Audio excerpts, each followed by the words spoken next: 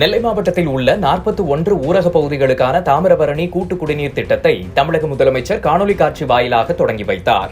தொடர்ந்து நடந்த நிகழ்ச்சியில் புதிய திட்டத்தினை தமிழக சட்டப்பேரவைத் தலைவர் அப்பாவு பொதுமக்களுக்கு அர்ப்பணித்தார். தமிழ்நாடு குடிநீர் வடிகால் வாரியத்தின் சார்பில் தமிழகம் முழுவதும் நடைபெற்று முடிந்த புதிய கூட்டு குடிநீர் திட்டப் பணிகளை தமிழக முதலமைச்சர் காணொலி காட்சி வாயிலாக திறந்து வைத்தார். அதில் நெல்லை மாவட்டத்தில் பாளையங்கோட்டை ஊராட்சி ஒன்றியத்திற்கு உட்பட்ட 41 ஊரக பகுதிகள் பயன்பெறும் வகையில் 45 கோடி ரூபாய் மதிப்பில் தாமிரபரணி கூட்டு குடிநீர் திட்ட பணிகள் முடிந்த நிலையில் அந்த திட்டத்தை தமிழக முதல்வர் மு.க.ஸ்டாலின் காணொலி காட்சி வாயிலாக தொடங்கி வைத்தார். இதனைத் தொடர்ந்து நெல்லை மாவட்டம் பாளையஞ்செட்டிக்குளத்தில் நடந்த நிகழ்வில் தமிழக சட்டப்பேரவைத் தலைவர் அப்பாவு, நெல்லை மாவட்ட ஆட்சித்தலைவர் சுகுமார், நாங்குநேரி சட்டமன்ற உறுப்பினர் ரூபி மனோகரன், மாவட்ட ஊராட்சி தலைவர் VSR ஜெகதீஷ் உள்ளிட்டோர் புதிய திட்டத்தினை பொதுமக்கள் பயன்பாட்டிற்கு அர்ப்பணித்தனர். இந்த நிகழ்வில் தமிழக சட்டப்பேரவைத் தலைவர் அப்பாவு பேசுகையில், இதுபோன்று நெல்லை மாவட்டத்தில் களக்காடு, ஏர்வாடி, நாங்குநேரி, வள்ளியூர், திசையன்விளை உள்ளிட்ட பகுதிகளில் 831 கிராமங்கள் பயன்பெறும் வகையில் 605 கோடி ரூபாய் மதிப்பில் குடிநீர் திட்ட பணிகள் நடந்து வருகிறது.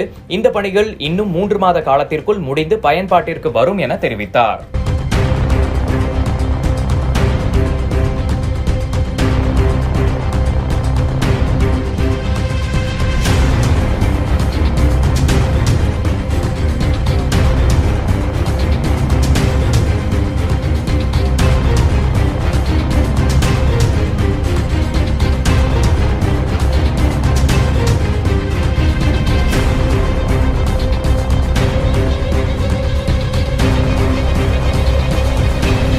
ஒரு கிராமங்களுக்கு 45 கோடியே 10 லட்சம் ரூபாய் செலவில் இந்த குடிநீர் திட்டம் நம்முடைய முதல்வர் தந்திருக்கின்றார்.